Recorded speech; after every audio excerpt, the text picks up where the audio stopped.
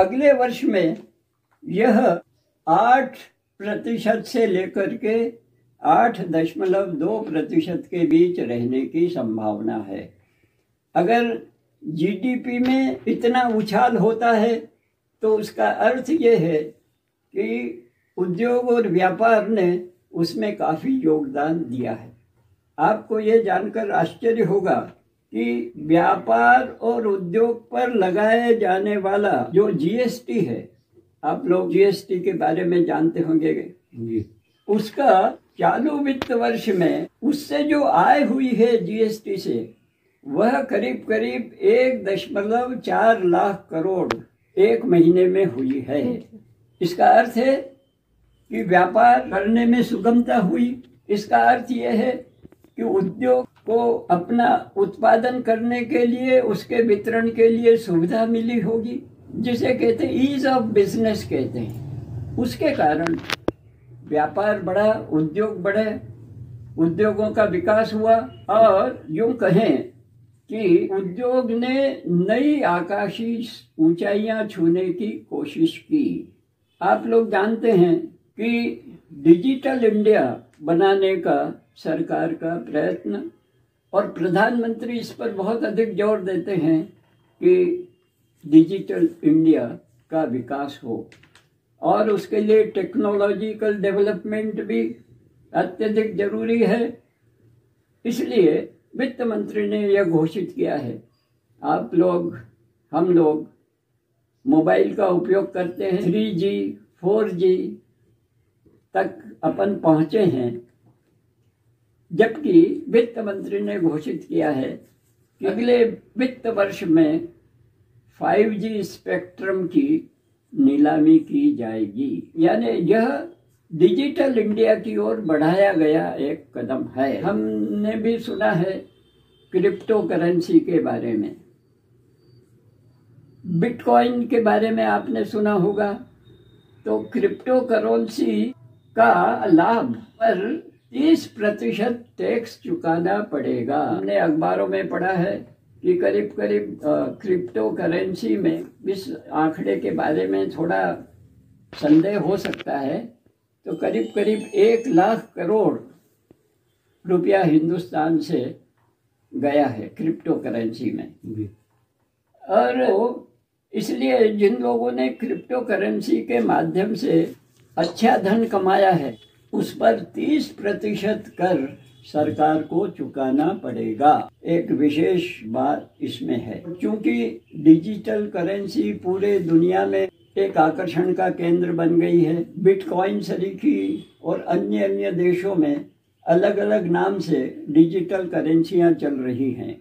हिंदुस्तान में जो हमारा केंद्रीय बैंक है, reserve bank of India, RBI, reserve bank of India को इसके लिए अधिकृत किया गया है कि वह अगले वर्ष डिजिटल करेंसी निर्गमित करे। अगर डिजिटल करेंसी निर्गमन का व्यवस्था हो जाती है तो यह पूरा का पूरा लीगलाइज्ड हो जाएगा मैटर, यह पूरा मामला वैधानिक हो जाएगा और उसमें अवैधानिकता कुछ नहीं रहेगी। इसलिए यह एक स्वागत योग्य कदम है।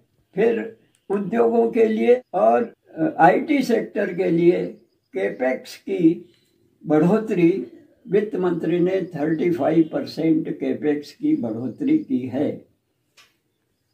देश में जो डाटा सेंटर हैं, देश में जो डाटा सेंटर काम कर रहे हैं, अब उन्हें इंफ्रास्ट्रक्चर के रूप में स्वीकार किया जाएगा। आपसे बहुत अच्छी जानकारी प्राप्त हो रही है।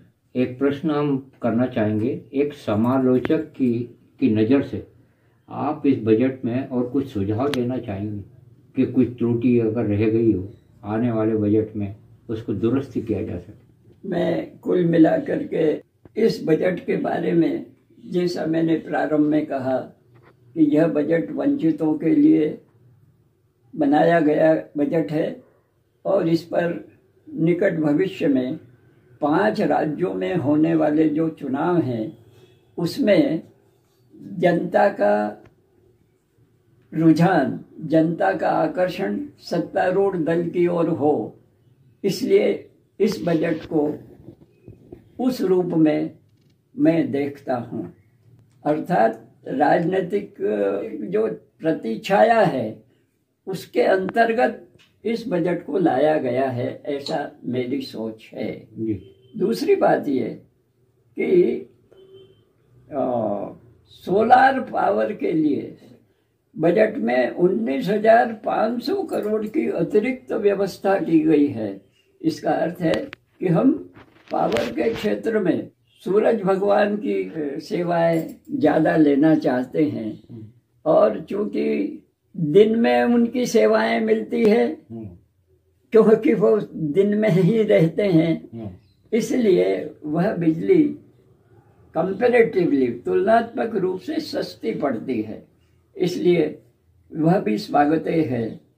किंतु मेरे मन में इस बजट के बारे में दो मुद्दे आलोचनात्मक दृष्टि से आते हैं।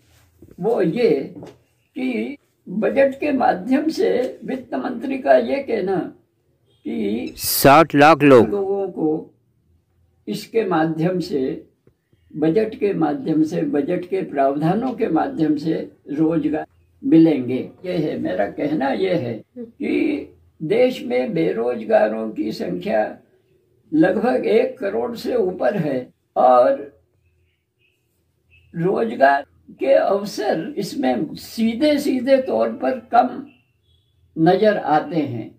शायद वित्त मंत्री की सोच यह है कि सड़कों के विकास से, नदियों के जोड़ने के विकास से, उद्योग, नए नए उद्योगों को के विकास से, 5G स्पेक्ट्रम की नीलामी से लोगों को बेरोजगारी से मुक्ति मिलेगी, पर इतनी मुक्ति मिलेगी इस बारे में मुझे शंका है।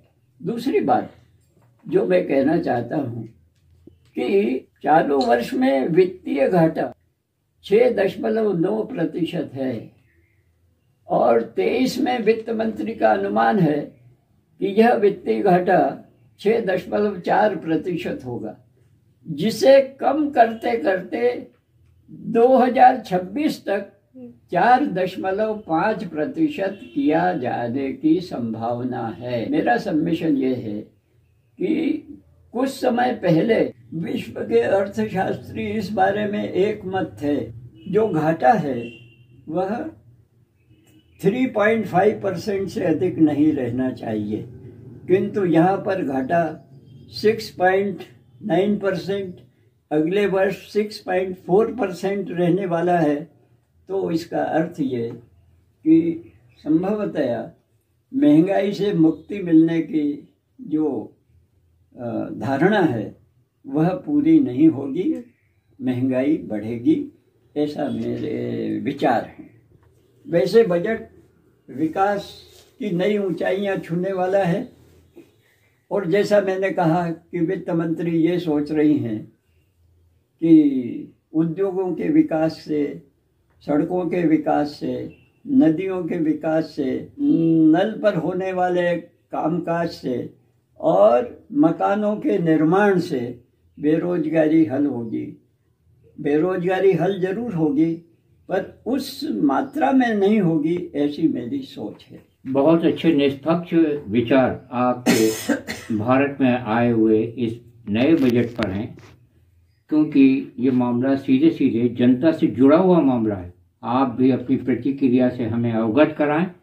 हम प्रोफेसर जैन जी का, उदय जैन जी का आभार मानते हैं कि उन्होंने इतने अच्छे, निष्पक्ष और निर्भीक रूप से अपने विचार व्यक्त किए। जहां बजट की आपने भरपूर मुक्त कंठ से प्रशंसा की, वहीं ये भी बताया कि अपेक्षित महंगाई कम नहीं होगी। आपकी प्रतिक्रियाओं का स्वागत है। आपके विचार आप प्रोफेसर उदय जैन जी के कैसे लगे? धन्यवाद। जय भारत। नमस्कार सर। नमस्कार, धन्यवाद।